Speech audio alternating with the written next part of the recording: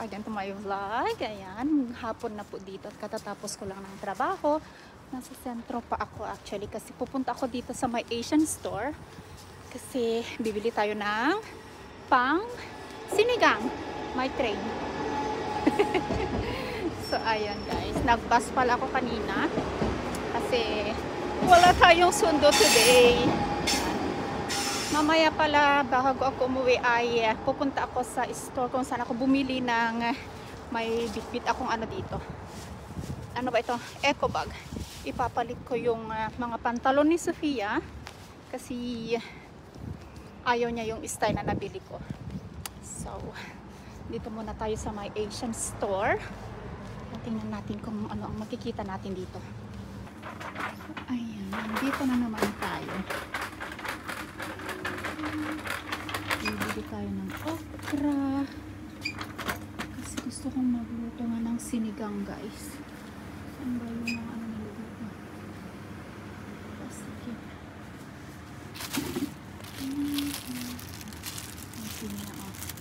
Avocado at papaya. Ang laki ng papaya.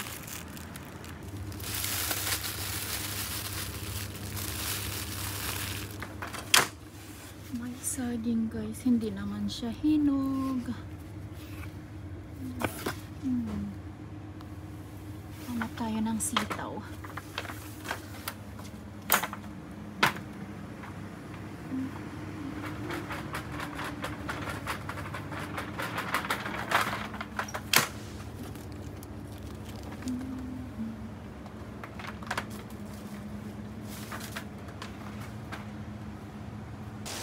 Yan guys.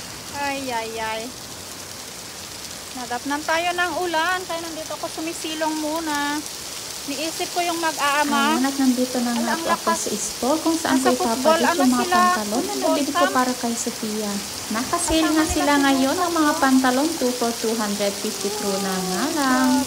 Skinny jeans nga pala yung mga nauna kong binili noon para kay Sofia pero ayaw niya mga momsies. Gusto nga niya itong mga straight cut na mga pantalon kaya nga ayan ito na nga lang kinuha ko.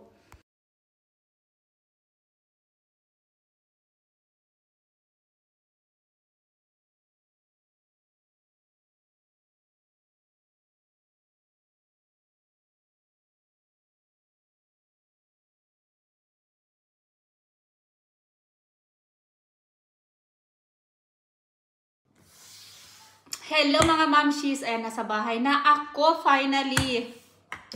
Maambon pa din siya. So, yon.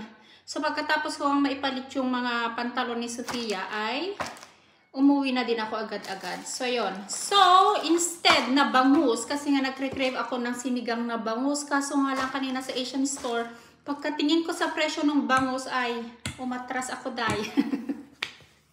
Tapos ako lang naman yung kakain. So, sabi ko sisinigang ako pero hindi na sinigang na bangus.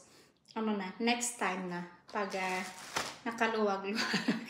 Hindi pag may kasama na akong kakain. Kasi ako lang naman ang kakain nun. Hindi man kumakain yung mag-aama ko ng bangus, sinigang na isda. So, ang kinuha ko na lang ay baboy. Karne ng baboy. Ito na lang yung isisigang ko. At least kahit dalawa lang yung lulutuin ko pang sigang tapos yung iba, 'di ba? Ipreprito or gagawin natin isang dinner na naman para naman makakain yung mag-aama ko. Since ako lang na naman ang kakain ng sinigang, so dalawa lang yung slice natin. So ayan. So ito yung mga binili ko. Yun nga pinakita ko sa okra, yung mga sitaw. So ayan guys, magluluto lang ako ng hapunan ko. Actually kumain na yung mag-aama ko before sila bumaba sa football field ay kumain na sila. Before ako umalis kanina papuntang trabaho ay inihanda ko na yung kakainin nila. So yes, let's do this and I'm hungry. Ito yung nakulog na. So I'll see you guys later.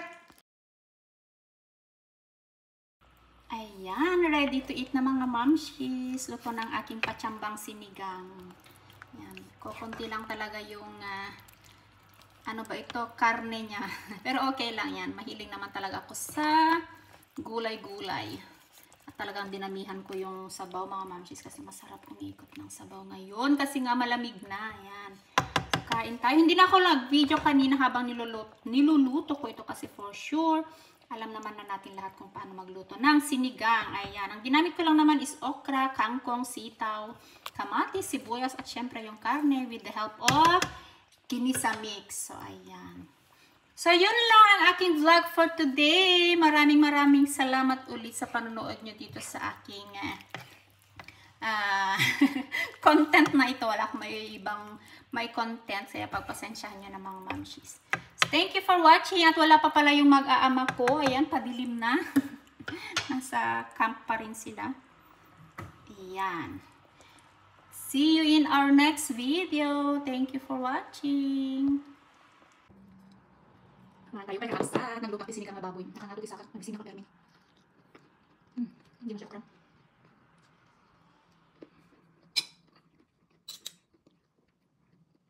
Kaldo. Hindi mo susunod itudot na. Tutudot lang ta. Pinagtutudot ito yun. Ang hindi at namiis na panawan.